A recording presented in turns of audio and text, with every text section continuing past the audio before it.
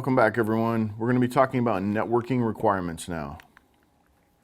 So the basic requirements of a network links computers for communicating and sharing information and resources. And a network must provide connections, communications, and services. So these are going to be test questions, right? Network links computers for communicating and sharing information resources. A network must provide connections, communications, and services. So pretty much a computer today cannot survive without a network connection for very long. You're going to connect it to some kind of a network at some point. Everything uses wireless today. They have the WiMAX that you can get all over cities and things like that. So anytime you're near a city, an airport, things like that, your computer is much less interesting. Pretty much you're probably listening to music or writing a document or report maybe. But you need some kind of a network connection. So this is a critical part of a computer today, in today's world. Local area networks, they cover a limited distance and allow sharing of data, peripherals, storage, software and storage. So they cover a limited distance. LANs do, but they have wide area networks that are wireless also. So we have technology called WiMAX, which allows you to cover probably 4 to 8 times the distance of a Wi-Fi network. So a lot of cards will come enabled with that. It never really saw great adoption, but it's still alive, and it may take off at any point if it's not replaced by something better soon.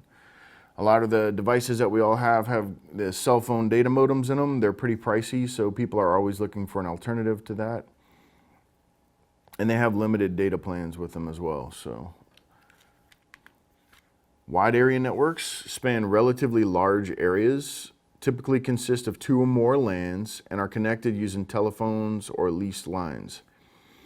So that is the classic definition of a wide area network, but today we have our LAN that we're on, and anything outside of our LAN is considered a WAN, because all networks are interconnected today. We talked earlier, just a minute ago, about that computers can't survive without some kind of a network connection at some point, right? Very few users of computers will use them if they're not connected to some network. We're connecting for hard drive access, where all of our data is stored. Most of it's not stored on our local machines anymore, on big networks and things like that.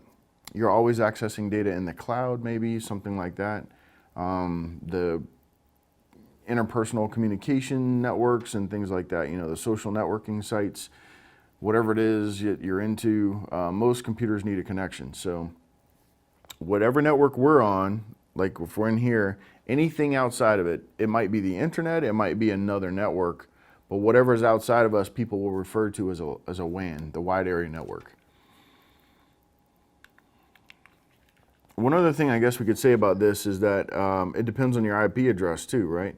So are you on the wide area network or are you on the LAN? So it's subjective as to what you're talking about. So for example, if you have an IP address on your device or computer that won't route, like a non-routable IP, then you could call that a LAN. And if you're on a routable machine that has routable IP addresses, then you could consider that you're on a WAN, right? So, but it's not always true. So it might be WAN facing, things like that. So it's kind of a subjective term, wide area network today. So in real life, those are the things you're gonna see it used like, the ways you'll see it used. And then with respect to the test, these are your answers here for the test. They span relatively large areas, typically consist of 2 or more LANs, and are connected using telephone or leased lines.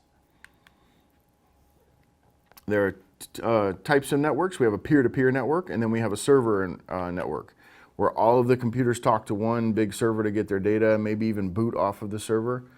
You don't see too much of that today. Most things are a peer-to-peer network with a server attached, a hybrid model of this.